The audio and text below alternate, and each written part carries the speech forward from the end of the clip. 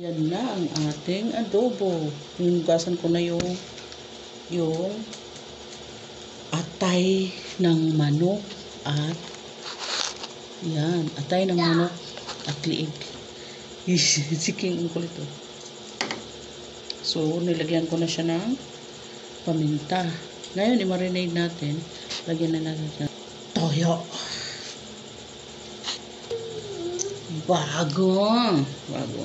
Mabuti pa si Dato. Maputi. Dato puti. Pero hindi siya Dato puti. Silver Swan.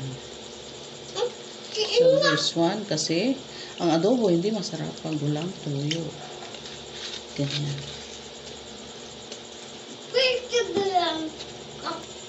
So yun. Lalagyan natin na ng sibuyas. Sprinkled with onions. Charot. Ito na ang bawang. Ganyan lang siya.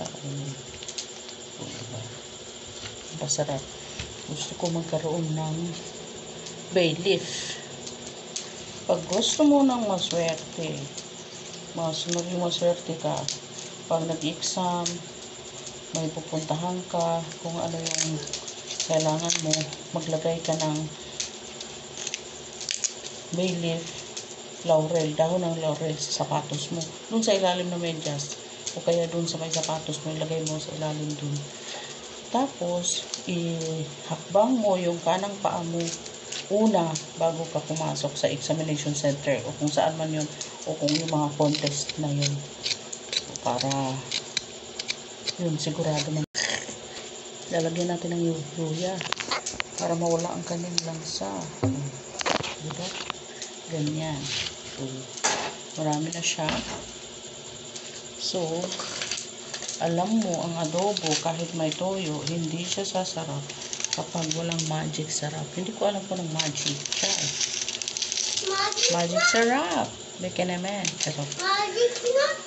Magic na. So, hindi ko na-videohan yung paglagay ng suka.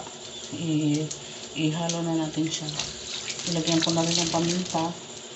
Yung leeg ng manok lang to diba?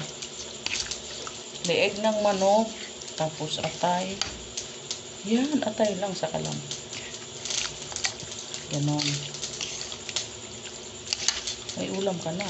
So, after that, meron na siya. Pag mamantikain mo ng mabuti, yan. Isa lang natin sa uling kasi kahit iwanan ko siya, pag natunaw yung uling, luto na rin yung adobo ko. Adobo ko.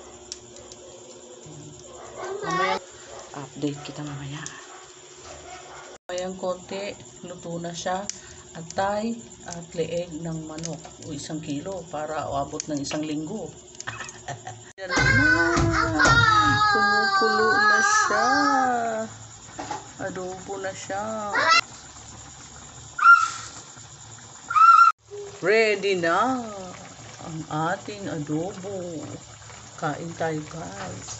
Ang finished product ng ating adobo. Atay at liig ng manok. Grabe. Yan, sarap. Kain, guys. Thank you for watching. Paki-share ang video natin.